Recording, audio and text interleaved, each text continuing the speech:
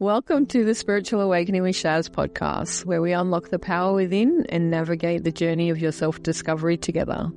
I'm Shaz, your spiritual mentor and life coach, here to help you tap into your inner guidance system and manifest your best life. Whether you're just beginning your spiritual journey or looking to deepen your practice, this podcast offers insights, techniques, and inspiration to elevate your consciousness and transform your reality. Get ready to shine your light and embrace your true potential. Remember, the answers are inside you. Let me be your guide on earth. Welcome back to the Spiritual Awakening podcast with Shaz. I'm your host, Shaz. Today we're going to talk about empowered relationships with yourself and other people. The relationship that you have with yourself is a direct mirror of the relationship that you have with others. So if you find yourself having problematic relationships with your partners, your children, your friends, your family, coworkers, or anything like that, instead of partitioning blame onto somebody else, I want you to first take a look in the mirror. Usually the way you speak to yourself, the way you think about yourself is reflected by other people. It is one of the hardest lessons I had to learn in life, is that other people would treat me atrociously because I treated myself the same way. I had so many negative thoughts way back in the day about who I was, how I wasn't good enough, what I didn't like about myself, how everything was so hard, nobody loved me, nobody wanted to be around me, which wasn't actually true, but that was what I reflected out to the world, and therefore the world reflected it back to me. So today, as we walk through this episode, I'm going to share some great tips on how to deal with the negative voices in your head, what to do, how to change it, and really to discover self-love and why it is so important. The reason it makes us feel so uncomfortable is that our higher self loves us unconditionally, and that discomfort we feel and the irritation and the depression, the anxiety, and all the negative symptoms that show up within our body is because we are misaligned with that pure essence of our soul. Our highest self is the essence of our soul. And when you go through that spiritual awakening journey, one of the first factors that you do wake up to is you must change your thinking about self. You cannot continue to bully yourself, to put yourself down, to make you feel less than what you are, because your body will be riddled with aches, pains, and disease. So I want you to consider this. Every dynamic of every relationship in your life, what does it look like? Is it great? Is it happy? Is it carefree? Is it fun-loving? Is it exciting? Is it everything that you want? Or is it full of trouble and woe? Is every time you get connected to, say, your best friend, do all they do bitch and moan about you, other people to you, to yourself? Are they down and miserable? Or is it an uplifting, inspiring conversation about what are the great things that you're building together, how their life is going, how much fun everything is happening? Because their reflected life is also about your reflected life. And you can always tell what is going on within, like inside of somebody, based on what they're externally sharing. Somebody who sits there and criticizes other people when they're not there will criticize you when you're not there. You can take that one to the bank, right? If you are judgmental, critical, or going off about everybody else when they're not in the room to defend themselves or to stand up and raise boundaries about what you're saying or to honor their truth, then you can bet your bottom dollar that other people are doing the same to you behind your back. The problem with that is what you're saying about them isn't actually about them. It's about you, and it's about what you think about yourself, because they're just the mirror image to your own thoughts and feelings. So the next time that you're thinking something negative or judgmental or have any criticism about someone, consider this. What is it about them that you feel that way about yourself, and how do you want to change that thought about yourself? Because it actually has nothing to do with them. And the reverse is true too, right? So when someone comes up to you and criticizes you or judges you or says something negative about you, it's not about you. You are just the mirror to their own insecurities, their own negative thoughts, or their own self-worth issues. Do not take it personally. Over the years, I've developed a strategy that if someone says something negative to me, the first thing I think, and you can take this good or bad, and I don't really care because it works for me, is I'm so sorry you feel that way about yourself. It's got nothing to do with me, because their negative criticism about me isn't about me. But if it triggers me, if it hits me in the gut, hits me in the heart, or I pay attention to it, that's my problem. That is because I think that too. Because you can only trigger me or hurt me if I agree or have a disruption by what you're saying to me. When you totally believe something about self and somebody tells you the opposite, you don't even hear it. You go, no, I'm not. Go away. In your opinion doesn't matter. When it makes you question it, when it makes you think about it, when it makes you consider, am I really that? Or you start the rumination of, oh my God, I'm such a bad person. This is that. And they think this and they think that. Am I really like that? That's because you don't know where you stand on that thought process. And it's your thought is the one that matters. Okay. They can't make you think anything you don't want to. You in your higher self or your soul has a condition of thinking about yourself, and the trigger means you don't know where you stand.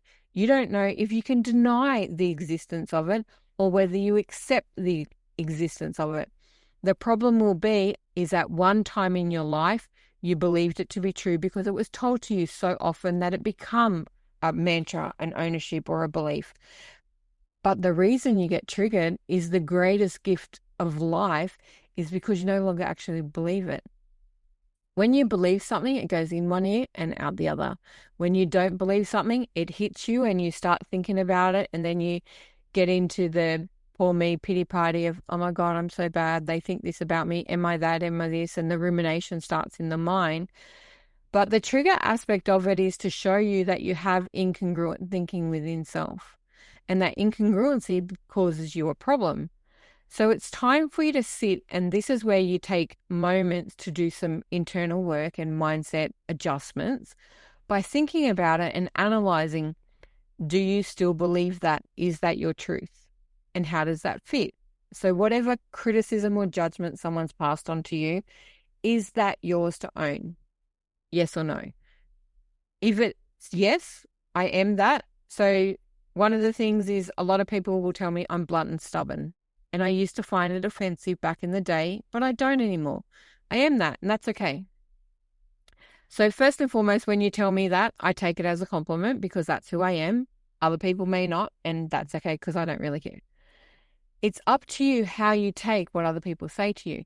But the trigger aspect means that you don't actually honor or own that. And there's no strength and courage or confidence associated with those feelings.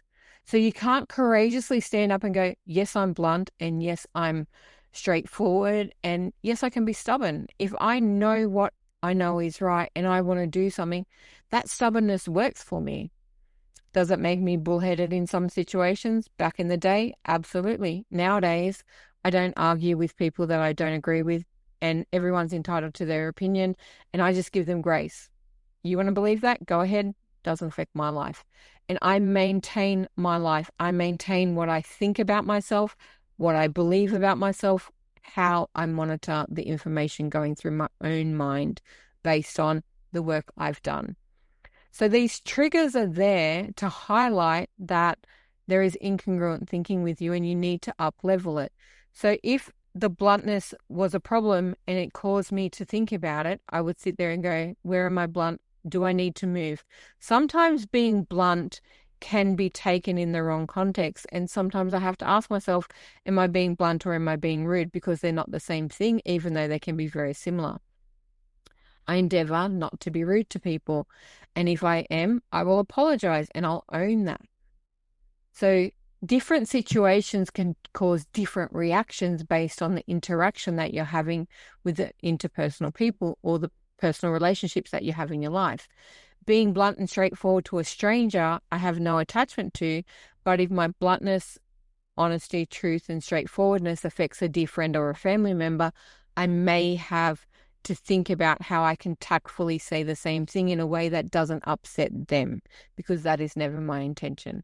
So these are aspects about understanding self to empower yourself with your own thinking, beliefs, and values through building that relationship from the core within. So the relationship with yourself is a matter of how you speak about yourself, how you see yourself in the mirror, how you act towards yourself, the boundaries you have in life. Are you a people pleaser? That is low self-worth. When you have to do everything in your life to make it easier for somebody else, doing things you don't want to do in order to avoid confrontation, that is a lack of self-esteem. When you have boundaries, if you want to do it, you will do it. If you don't want to do it, it's very easy to say no. That's a personal choice. It's up to you. How are you going to communicate that across? People pleasing, the problem with it for most people, and not everyone, but for most people, is they do it, then they beat themselves up for it afterwards, going, why did I do that? I didn't want to do that. It makes me unhappy. It did this, it does that. And then they create this doormat scenario where they're in this cycle of self-depreciation. Now, that is never a good place to be. You need to raise your boundaries, your levels of awareness to say no when you want to, knowing full well that's your right and nobody has the right to judge you for it, nor make you feel less because you don't want to do what they want to do. That is the power of understanding the inner self and loving the essence of the self. If it works for you, do it. If it doesn't, let it be. It is on them, not on you. This is an area that comes up a lot, especially with women in relationships with husbands, partners, lovers, wives, whatever relationship looks like for you, of not standing your boundary, saying, no, I don't want to do something they want to do, of taking on people pleasing. So doing all the chores in the house, running around after everybody, not giving yourself self-care, not giving yourself time out, not having moments for self, just giving without the art of receiving. And that is incongruent to health and growth. You will give to a certain point where you just can't give anymore. And the problem with over-giving and people-pleasing and running around in circles to make everybody love you when they don't, based on the actions of what you're doing, leads to burnout and it leads to health problems. And that is not a great place that you want to be. This is why the relationship that you have with yourself is so important, why self-love matters. It is the cornerstone of everything in your life. The way you see yourself in that mirror every morning when you look in the bathroom sets the tone for your day. So you want to make sure that you're looking in that mirror, telling yourself how beautiful you are, how powerful you are, how strong you are. Today's going to be a fantastic day. That self-talk you have in that mirror will set the tone of your day. I will guarantee it. Start with gratitude. Tell me 5 things about yourself that's great. Start with uplifting yourself. Do not go in there and go, oh my God, I look terrible. Look at my hair. Look at my, it doesn't matter. All this makeup doesn't make me look any prettier. I'm fat. I'm this, I'm that. That will set a tone of attracting so much energy like it. You want to create the tone of your day based on your thoughts and your feelings about self, because that is what the world will mirror back to you. If you ever want to test it out, we all know what it's like to wake up on the wrong side of the bed each day and to think, oh my God, the world's against me. This is going to happen. That's going to happen. You get up, you go to work, you stub your toe. You get up, you get dressed, you rip the seam in your dress. You get up, you go outside, you lock yourself out of the house without your keys, or you don't have the car keys, or you go drive to work and you get every red light and every person beeping at you and driving you insane. That is based on the internal reflection of what's going on inside your head. But if you wake up thinking, oh my God, today I get to go to work. Look how great I am. I'm going to do this. I have this intent for today. Everything's going to be great. The universe supports me. I get every single green light on the way to work. You will get every single green light. If people are in a rush, you just let them go. Off they go. Send them on with love. It's an attitude of change that you need to shift for yourself to create that mirrored image from the universe to reflect back to you the vibrational frequency of where you're at. One of the things that you really want to go and dig down in, deep inside of you, is what are your boundaries? Where do you stand on them? Do you have strong boundaries or are they lacking? And then create better ones. The first question you want to ask at any time throughout the day when asked to do something from another person is, do I want to do this? And if you don't want to, say no. If you want to do it with grace, do it with love, do it with the gift of the graciousness that you can. but don't do something with an attitude of, oh my God, do I have to?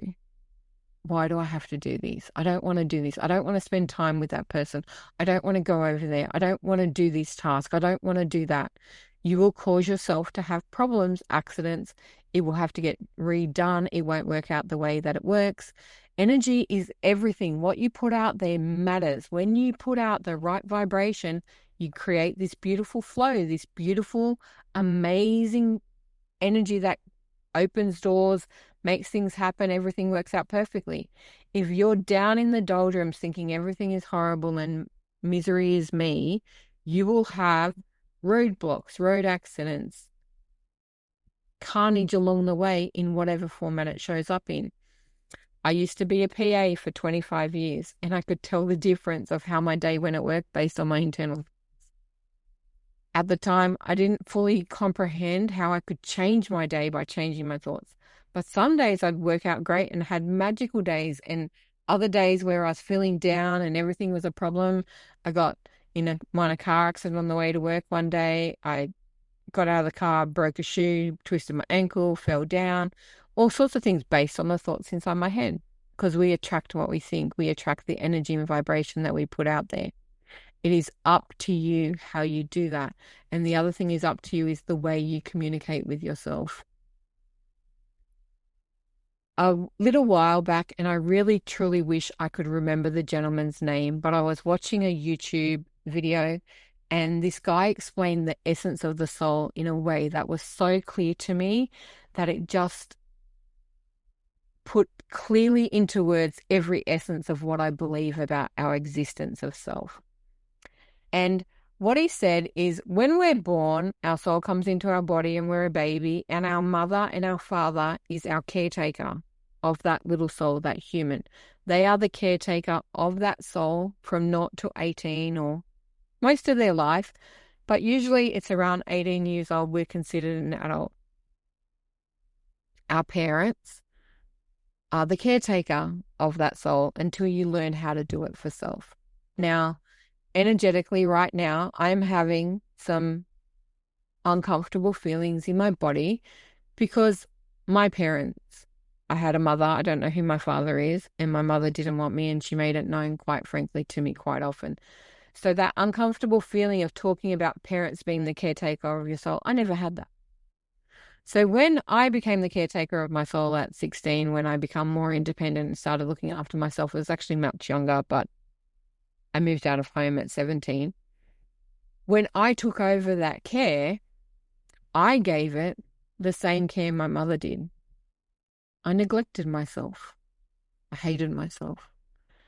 I was horrible to myself. And it is the only real regret that I ever had in life is that it took me the best part of 40 years to learn how to love myself. My greatest wish in life is that nobody ever has to get to that stage.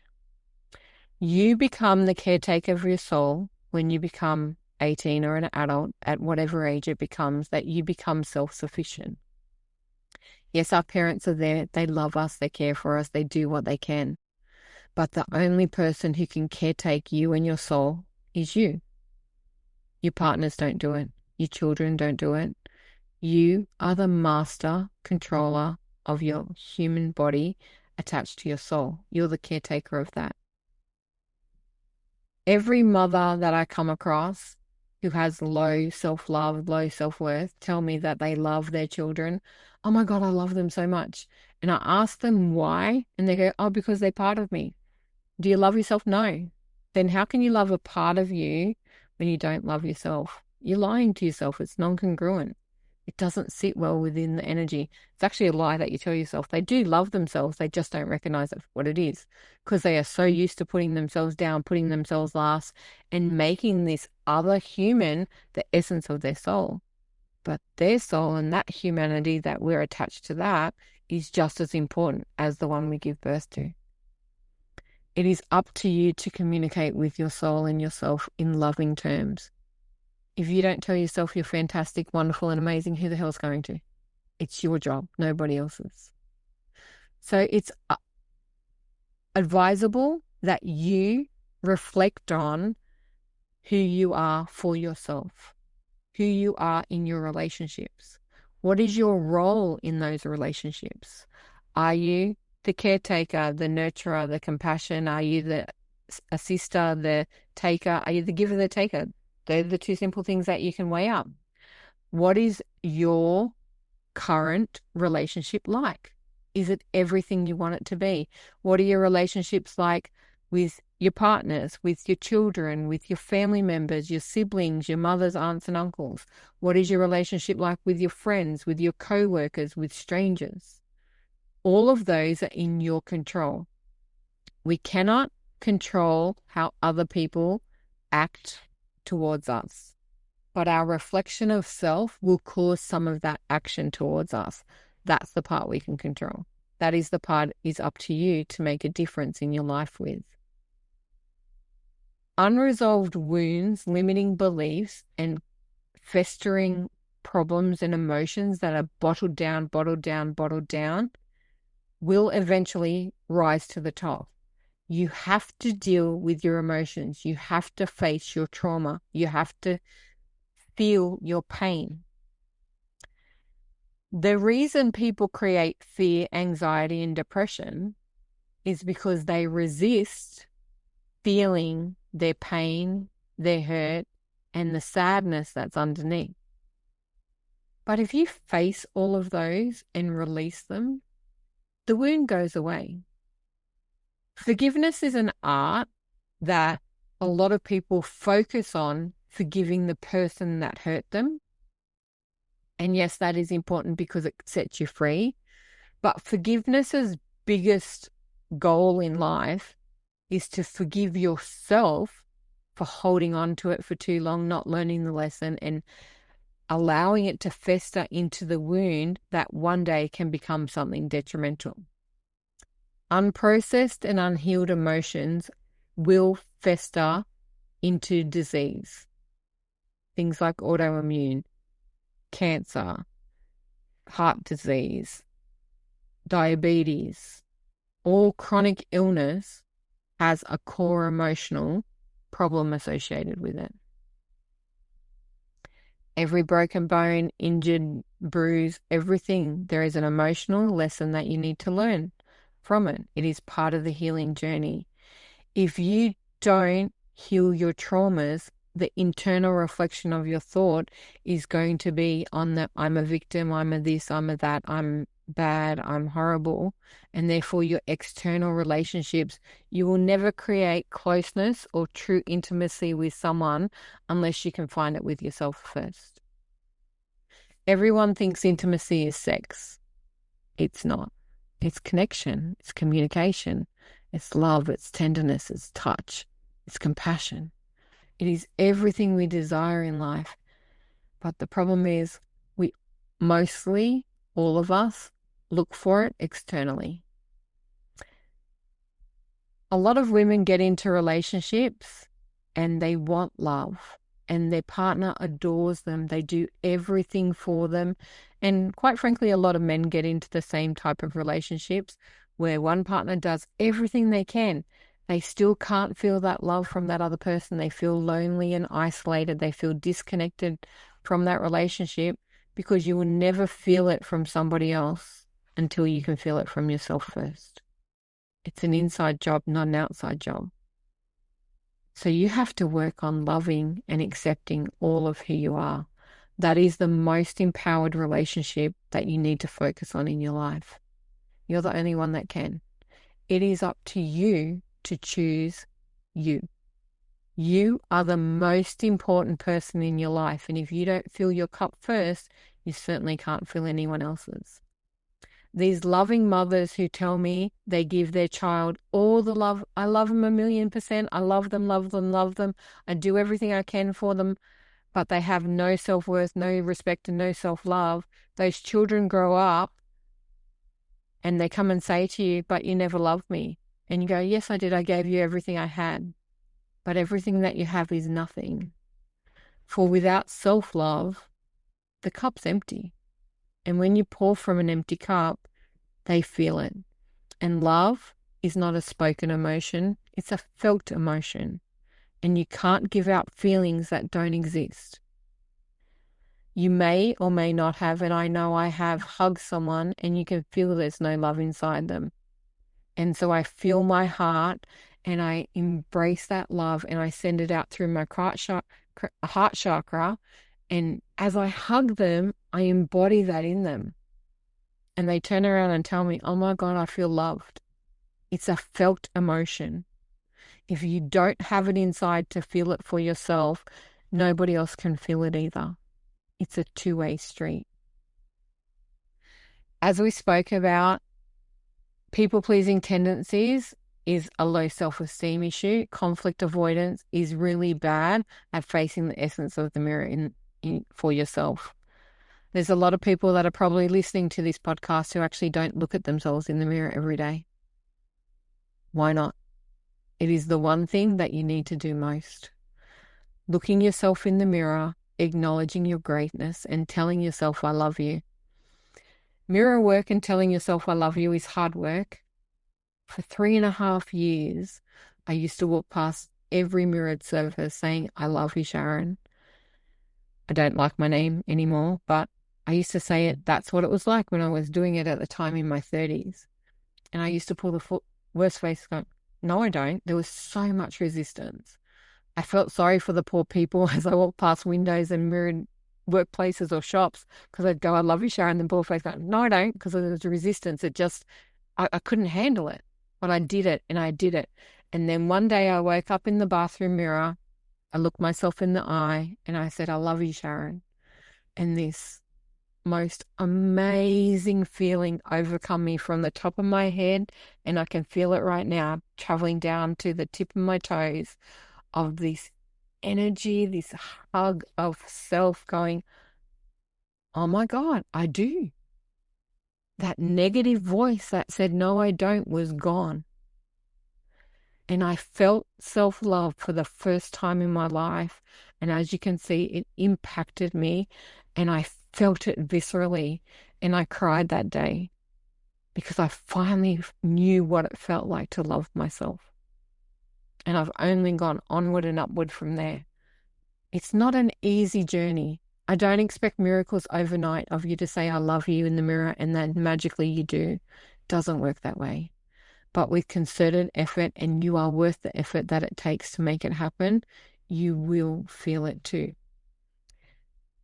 One of the big factors in life, and it's a scary factor that happens when people lack self-love and have low self-esteem and self-worth issues, they search externally for it.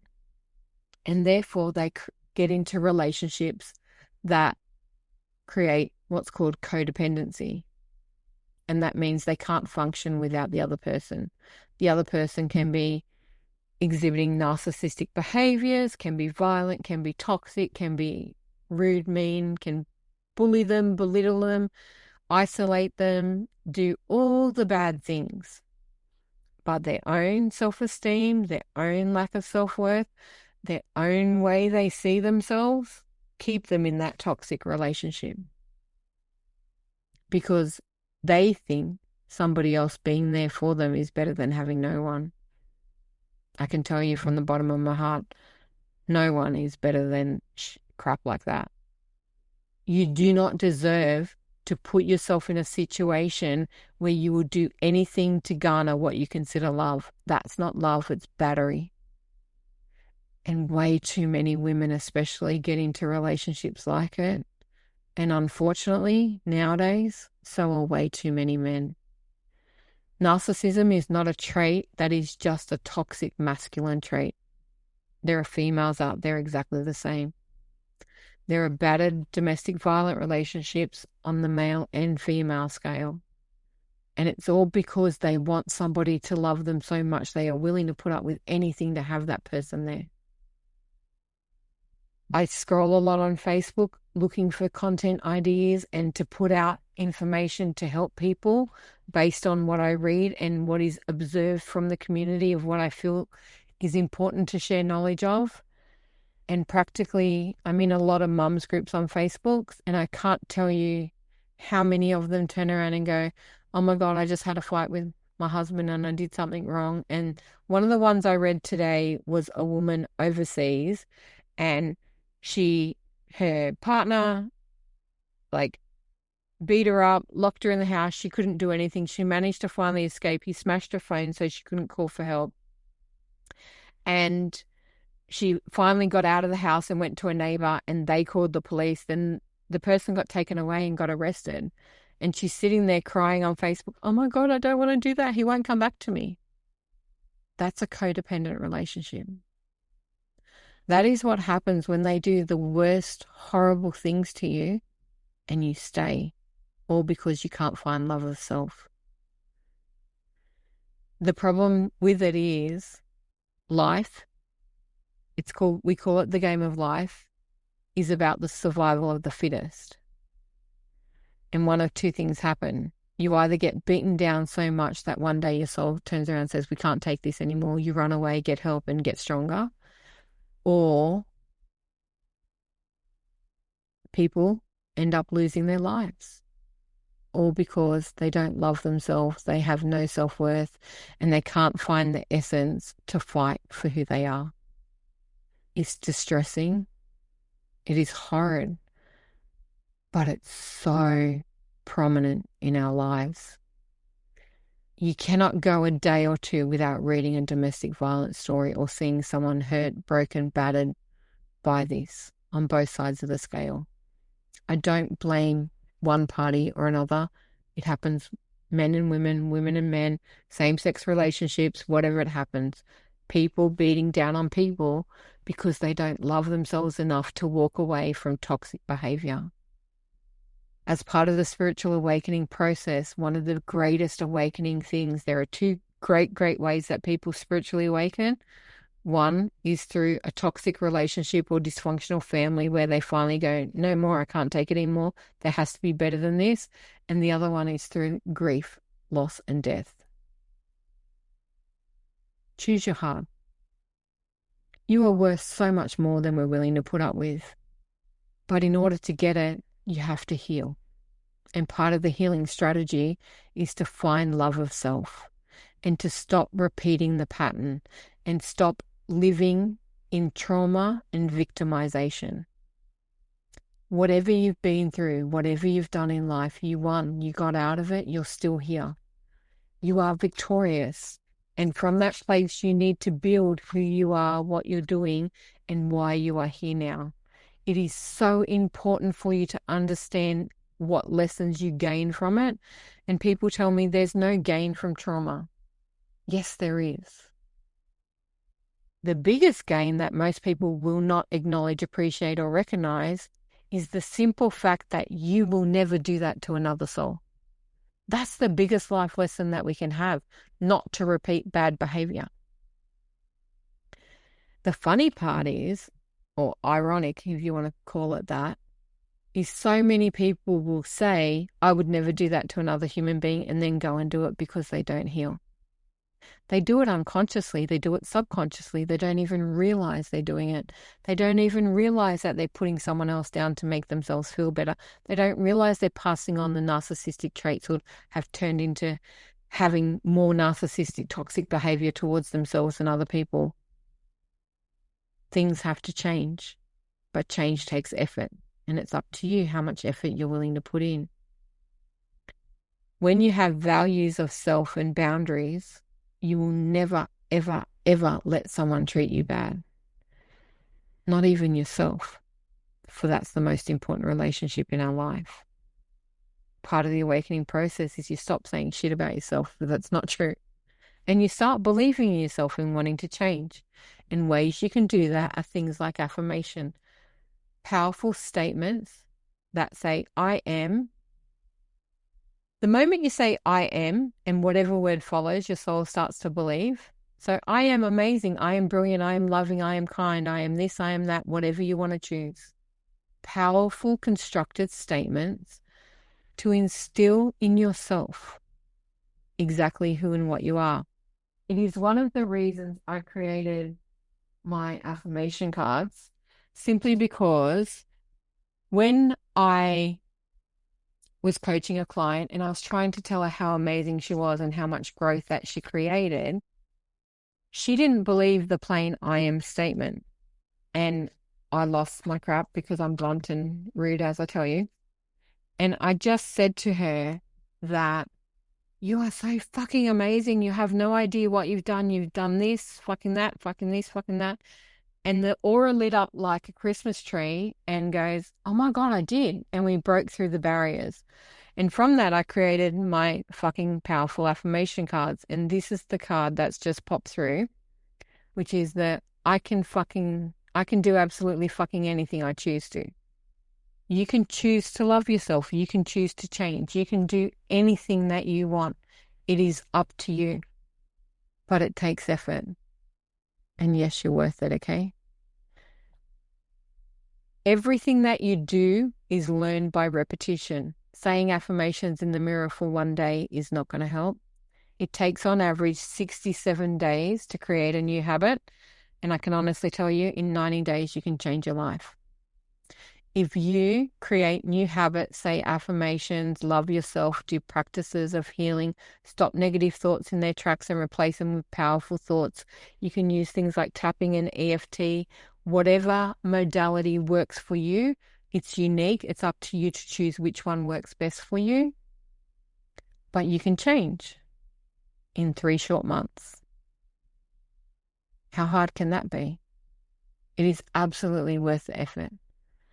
One of the big things that you want to do is self-reflecting journaling. It will tell you what the inner thoughts are.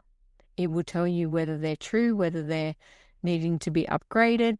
You may believe something that's true, but you've got to ask yourself, do you want to believe that? Do you want to stay that way? Do you want to keep in this format forever? Or are you willing to change and transform into something beautiful?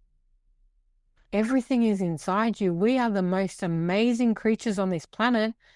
And it disheartens me on so many levels that a lot of people waste it. This ability to create, to metamorphose into amazing things, to invent, to innovate, to be everything we can be. And we waste it searching for love that we'll never find in the wrong places. It has to come from within.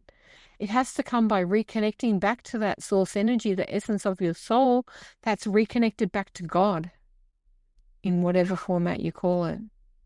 We are all connected back to a source energy. It is an etheric cord that runs out of the top of our head that connects us back to the beautiful source, or through the etheric cord or the silver cord from our belly button as we hop in and out of our body. It is always with us. We are never disconnected. That is why sometimes you get ringing in the ears, little tingles through your head, cold shivers, someone walking over your grave, energy, a punch in the gut when something happens. That is your connection to source energy.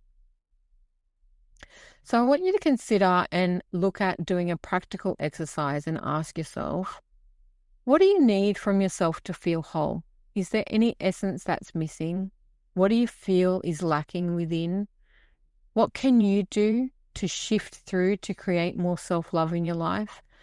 What are you tolerating in your relationships that you don't want to? What keeps you up at night? What slows you down? What holds you back? What stops you from connecting with amazing intimacy and sensuality? What drives you to put up with people who think badly about you, treat badly about you, but you keep coming back for more? And how would those relationships change if you loved yourself unconditionally, you were completely whole, and everything was amazing? Consider that. And then I want you to visualize the most perfect, loving, amazing relationship in your life.